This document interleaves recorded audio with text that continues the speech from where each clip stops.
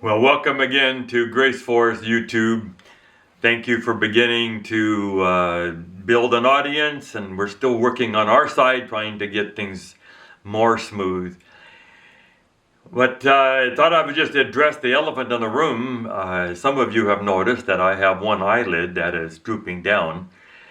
We thought it was something simple that I could deal with when I got back from a trip. I called the doctor, sent him a picture.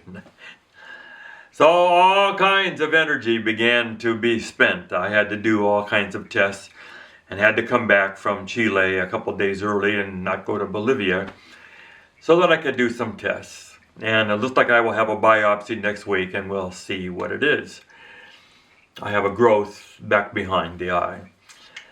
Anyway, it was interesting to have people say to me in person and online, "You're just doing too much for God, Pastor Dan, all over the world. He's going to heal this." When I had prostate cancer 4 years ago, I saw hundreds of people made notices to me. But I would have my friends say, Pastor Dan is working for God, doing all this for God. God's going to take care of this. Is that true? Is that true that the more you're doing for God, the more likely God is going to do a miracle for you? Does God do more miracles for missionaries? If He's not going to let me die now from prostate cancer, then why doesn't He go all the way and keep me from getting the cancer in the first place? So these are questions that everyone wrestles with.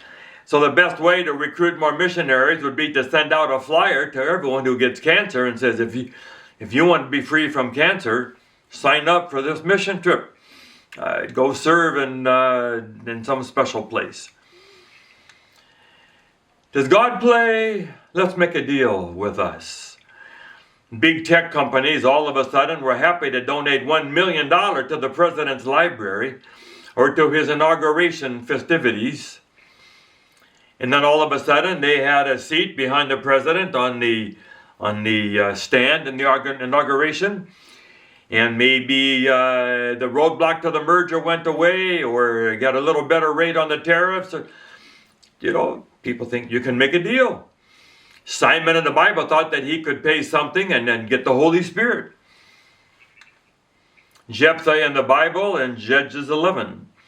He wasn't sure that God would bless him, so he offered whatever came out his door first as an offering to God,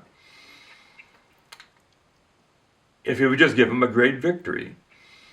And he had the great victory, and he had to sacrifice his daughter when she came out the door.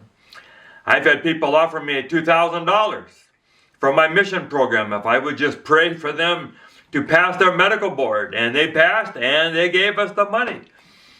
Is that the way it works? I've had people tell me they promised God that if He would do this for them, they would give up coffee. Is God persuaded? Does He have certain things that He wants? And if you give Him those things, like be a missionary, give money, He'll open up the miracle pipeline and begin to send more miracles and more angels.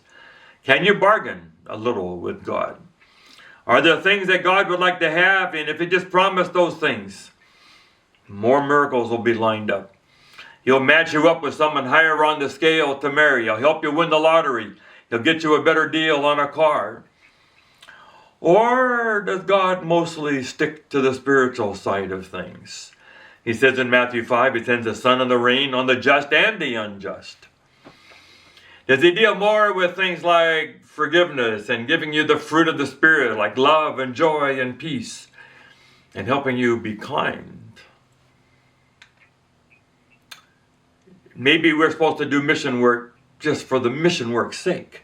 Help at the soup kitchen for its own sake, and not for the perks that might come from it. I hope that God will help me. I pray for Him. Everyone is praying for me. He'll guide me through the healthcare system, help me live as healthy as possible, help me have a great attitude. Everything that has within my range to try to make it better. I'm doing the best I can, and God hopefully will empower me to do that. But I doubt that my being an evangelist around the world puts me on a special track with God. Like going through a special line at the airport, or I can go eat in the lounge at the airport. And we have a special category. Making deals with God is really the world of witch doctors and rain dances and firewalking in Singapore. And making merit in Thailand, where you let the birds go free and you feed rice to the priests in the morning. And maybe you'll get more merit to help your relative wherever they are out there in the world of reincarnation. The blessings of God are pretty much intrinsic. The act has its own blessing built into it. They're not extrinsic. If you do this, then God will do this. The blessing is in the pleasure of serving, in bringing smiles to faces and helping people go to heaven, helping kids learn to read. But they don't sweet talk our God into doing better than he already was. You can't make God better. You can't smarten him up. You can't point out anything he might have missed. You can't tug on his heartstrings a little more. He's already the best. There will never be a new and improved model of God. He's just the best. This is Grace Force YouTube. I hope you'll check like and subscribe and help us build an audience and spread the word, trying to talk about the character of God in the real world. God bless you. So we'd love it if you enjoy what we have made, if you can like it and forward it on to other people, and we'll build the ministry on social media. Grace Force YouTube. God bless.